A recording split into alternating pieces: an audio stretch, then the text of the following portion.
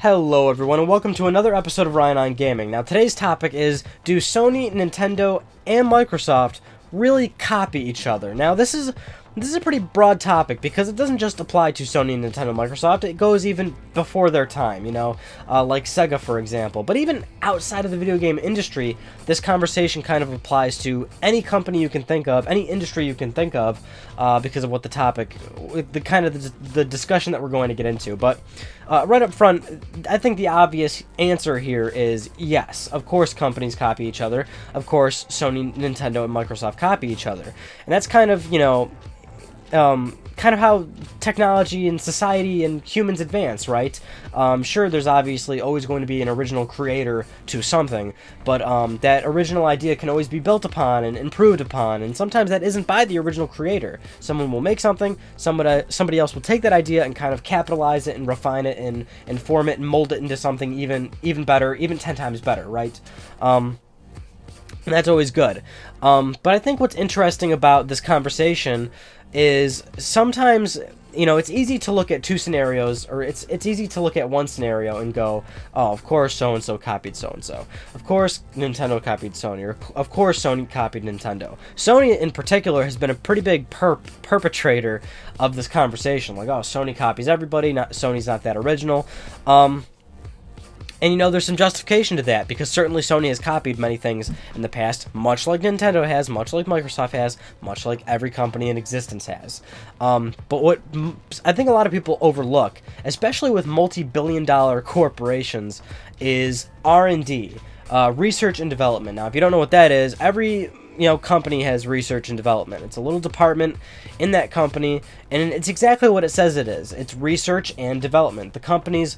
You know, so let's say Sony, for example, because, you know, this is a PlayStation channel, so let's use them, for example. Sony has an R&D department, and they will invest hundreds of thousands of, tens of thousands of, possibly millions of dollars into researching and developing technologies, products, ideas, games, whatever, right? But it's initially research. It's not necessarily going to be released to the public.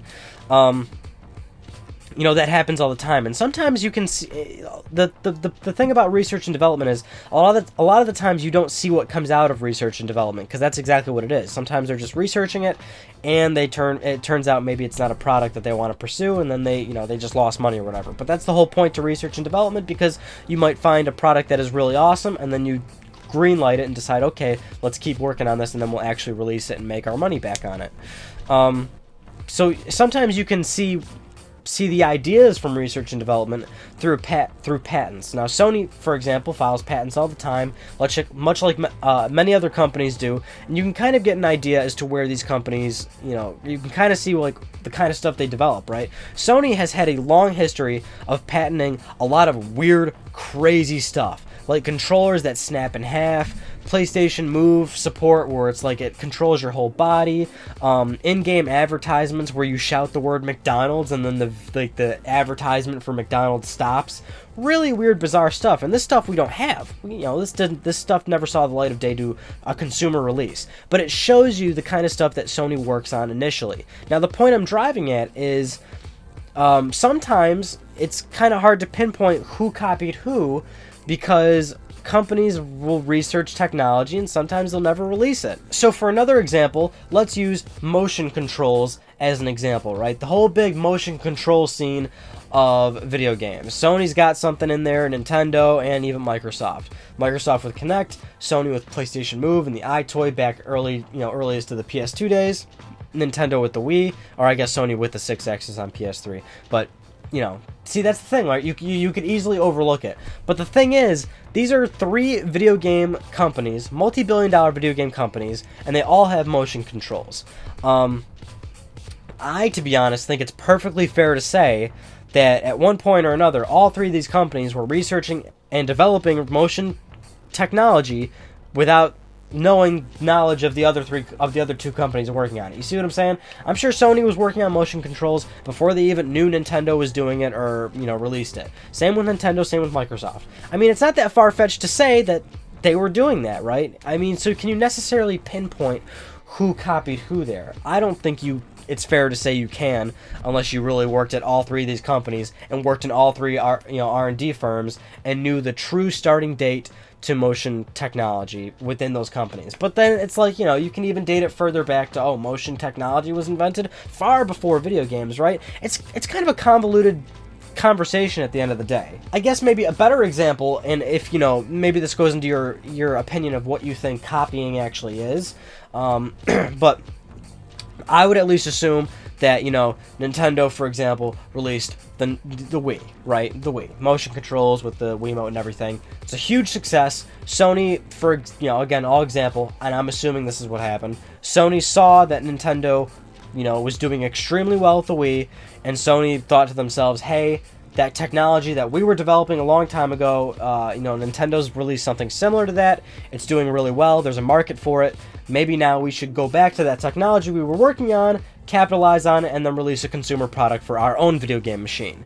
And, again, you can maybe consider that copying or not, but again, it kind of comes down to, like, the original idea, like, who actually came up with the first original idea of doing that. Like, again, that's where it kind of gets into a convoluted situation, but is it necessarily fair to call it copying? Again, I think that's up for debate as well. But again, copying totally happens, especially from like a software side. Now, this, for example, this conversation's been talking a lot about multi-million-dollar funded projects like motion controls, or how Sony's doing, like, Project Morpheus with the VR headset, and then there's also Oculus. Like, those are big multi-billion-dollar projects. But an easy kind of straight up, yeah, that was probably a total copy scenario would be like when Sony was trying to catch up with Xbox Live and adding more features to PlayStation Network, and now with the PS4, like, it's so obvious, like, trophies were birthed from achievements, cross-game chat, I mean, better online infrastructure, but that's not necessarily, like, copying, but